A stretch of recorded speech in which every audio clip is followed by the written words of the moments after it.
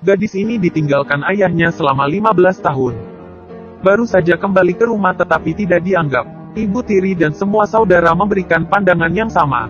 Tapi gadis ini tidak menunjukkan kelemahan dan mengamuk di hadapan mereka. Ayahnya terkejut dan panik melihat putrinya yang muncul tiba-tiba setelah sudah 15 tahun tidak bertemu. Kemudian gadis itu terus memarahi ayahnya, melampiaskan ketidakpuasannya selama 15 tahun terakhir. Ayahnya harus menahan emosi saat makan. Dan bukan hanya itu, gadis itu bertanya ke ayahnya. Setelah 15 tahun, ayahnya sudah memberikan berapa orang ibu tiri, dan juga bertambah berapa orang saudara. Akhirnya ayahnya tidak bisa menahan emosinya.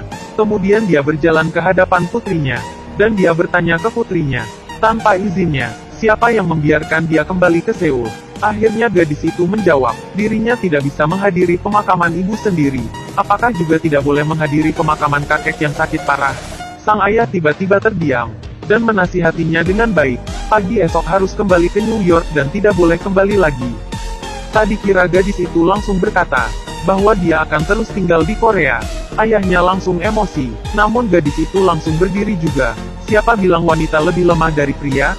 Dia bertanya ke semua orang. Dirinya adalah anak sulung dan sudah dewasa. Apakah dari semua orang yang paling cocok tinggal di rumah ini adalah dirinya? Semua orang hanya saling bertatapan. Ibu tiri juga hanya bisa menatap dan tidak bersuara. Setelah itu gadis itu langsung pergi. Gadis ini adalah Mo Seok-hee, cucu tertua dari Presiden Mo dari grup MC Korea. Presiden Mo sangat sayang terhadap dia. Sekretaris mengetahui bahwa presiden meninggalkan sebagian besar saham grup untuk cucu tertua. Dengan alasan melindungi kepentingan grup, dia mengambil risiko untuk menukar surat warisan. Dan dia juga merencanakan kecelakaan sehingga presiden terluka parah. Sehingga berhasil membuat sang ayah Mo Chol-gi menduduki kedudukan. Mo Seok-hee yang mengetahui bahwa kakek dalam kondisi kritis. Dia bergegas kembali ke Korea dari New York. Baru saja turun dari pesawat, Sekretaris Han mengirim sejumlah besar pengawal untuk memaksa Seok-hee kembali ke New York. Tapi Seok-hee sudah tahu pasti ada orang yang menghalangnya, sehingga dia melalui jalan pintas. Saat pengawal menghalang wanita yang berpakaian persis dengannya, Seok-hee berhasil terlepas dari halangan pengawal. Kemudian mengemudi mobil ke rumah sakit untuk bertemu kakeknya, sang ayah yang melihat putri yang ingin tinggal di Korea. Sehingga dia memberikan persyaratan, menikah atau terbang kembali ke New York harus memilih salah satu. Seok-hee mengaku bahwa dirinya tidak tertarik dengan perusahaan, demi mencari kebenaran tentang pembunuhan ibunya 15 tahun yang lalu. Dia langsung setuju bertunangan dengan jaksa Zou.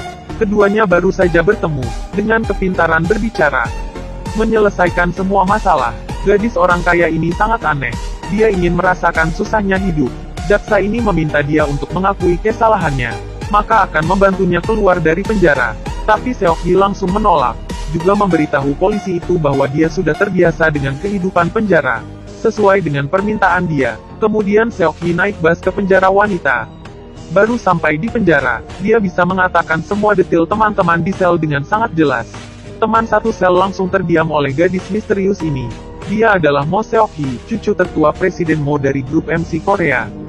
Dia menyelinap kembali ke Korea untuk mewarisi warisan, tapi dia dihalang sepanjang jalan. Selain itu, ayahnya juga memaksa dia bertunangan dengan anak jaksa, tapi anak jaksa tidak tertarik olehnya, dan juga langsung mempermalukannya. Dia sengaja menyuruh jaksa itu menyelidiki grup MC, sehingga jaksa itu sangat emosi dan ingin membalas dendam, sehingga dia berkolusi dengan keluarga Seok-hee untuk menjebak Seok-hee menggunakan narkoba. Seok-hee yang seharusnya dikirim ke pusat penahanan, tapi dia dikirim ke penjara.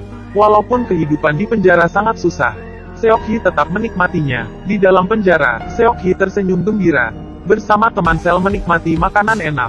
Kehidupannya sangat menyenangkan, tapi di penjara pasti ada kekerasan. Saat lagi bekerja, gangster wanita mengambil kesempatan ini untuk menyakiti tahanan lain. Dengan kakinya dia menginjak dengan kuat. Seok-hee yang melihat itu merasa sangat kesal dan ikut campur tangan. Teman satu sel segera menahan agar dia tidak ikut campur tangan. Tapi Seok-hee tidak mendengarkannya. Dia mendorong gangster itu. Gangster itu pun bertanya kepadanya, "Kamu lalat dari mana?" dan ingin memukulnya. Tapi Seok-hee berhasil mencekik leher gangster itu. Gangster itu segera minta maaf. Dia merasa sangat sesak. Seok-hee mengingatkan gangster itu, jika dia menyakiti orang lain lagi, dia akan memukulnya hingga ompong. Gangster itu segera mengiyakannya, tapi sesaat Seok-hee melepaskan cengkamannya. gangster itu menyerang dari belakang. Dia menendang Seok-hee dengan kuat saat dia ingin memukulnya. Seok-hee membalas dengan pukulan yang lebih keras, sehingga membuat gangster itu terluka. Kemudian dia menendangnya, tapi karena tenaganya terlalu lemah, gangster itu berhasil menahan tendangan itu. Gangster itu berusaha melawan. Seok-hee segera menghindar, kemudian dia menyundul dengan kepalanya, sehingga muka gangster itu memar. Gangster itu sangat malu. Dia menyerang Seok-hee dengan gila. Seok-hee berhasil menghindar lagi. Kemudian dia menarik rambutnya, dan mendorongnya ke pagar besi. Kemudian dia mencekik leher gangster itu dengan kuat. Akhirnya dia menyerah dan segera kabur. Di sisi lain, pengacara keluarga Seok-hee yang adil bersikeras Seok-hee tidak bersalah, sehingga dia memohon penangguhan penahanan Seok-hee. Sehingga Seok-hee akhirnya terlibat dalam pertempuran warisan keluarga. Mereka berharap Seok-hee tinggal di penjara, sehingga menolak permintaan pengacara. Akhirnya pengacara melakukan penyelidikan sendirian. Dia menemukan bukti bahwa Seok-hee dijebak orang, sehingga membuat Seok-hee terlepas dari hukuman dan penjara. Gadis ini memakai gaun merah. Dengan bunga mawar di tangannya dia mengikuti acara pemakaman. Tapi yang lebih mengejutkan adalah ini bukan pemakaman orang, tapi ini adalah ikan dari ibu tirinya. Semua yang mengikuti pemakaman ini sangat bingung. Gadis itu membuang mawar merah ke dalam air, menghina mereka karena membuat martabat manusia lebih rendah dari hewan peliharaan. Kemudian bertepuk tangan, dan meninggalkan pemakam itu. Meskipun Seok-hee memiliki saham terbesar di MC Group, tapi tanpa dukungan kakeknya yang menjabat sebagai presiden lama, dia dipersulit saat rapat pemegang saham. Sehingga dia dalam pertempuran bisnis keluarga, masih kalah dengan ayahnya yang mengendalikan MC Group. Dia dihadapkan dengan permasalahan akan dikeluar dari rumah. Saat ayahnya masuk rumah sakit karena pendarahan otak, wanita itu memutuskan untuk mengambil kesempatan ini untuk melawan saudara tirinya untuk mengendali MC Group.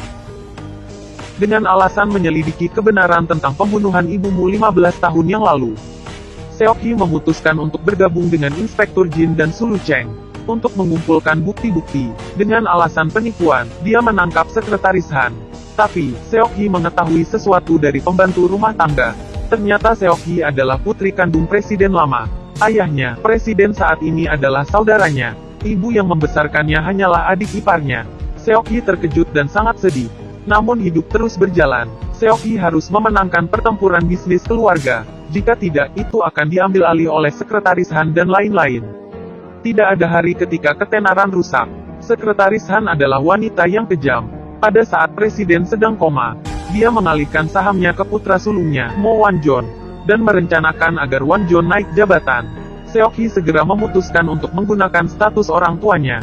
Dia mendapatkan hak waris itu. Dari saham presiden lama 50%, dia akan mendapatkan 25%.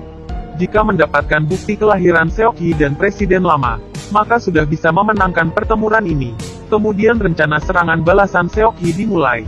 Saat pemungutan suara pemegang saham, Seok-hee membawa investor senior ke rapat itu. Para pemegang saham sangat terkejut. Kemudian pengacara Su mengajukan banding kepada para pemegang saham. Dia memberikan bukti bahwa presiden lama dan Seok-hee adalah ayah dan anak. Sehingga mereka menghitung sesuai dengan ekuitas keluarga. Jumlah saham yang diwariskan Seok-hee adalah 19,5% dari MC Group, dan wakil presiden Wan-jon adalah 23,9%. Saat ini, saham Wan-jon masih mayoritas.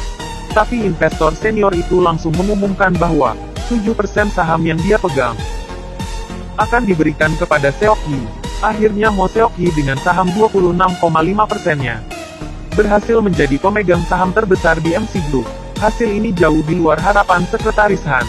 Seok-hee langsung bertanya kepada para pemegang saham, apakah masih ingin memilih Mo Wan-jon sebagai presiden? Moderator terpaksa mengumumkan bahwa hasil rapat pemegang saham akan ditunda saat ini. Kemudian polisi menangkap ibu tirinya karena penipuan. Dengan alasan perdagangan ilegal, mereka menangkap Mo Wan-jon. Dan pelaku pembunuhan 15 tahun lalu Mo Wan-su juga ditangkap oleh polisi. Tak disangka Mo Wan-su bunuh diri. Dan Sekretaris Han juga dijatuhkan hukum 4 tahun. Karena kasus penipuan, sebenarnya dosa-dosa mereka sudah diperiksa dengan jelas oleh para jaksa. Namun karena kekuatan grup MC, mereka tidak berani menangkap para pelaku. Dikarenakan Seok-hee yang naik jabatan saat ini, mereka tidak akan lagi terlindungi.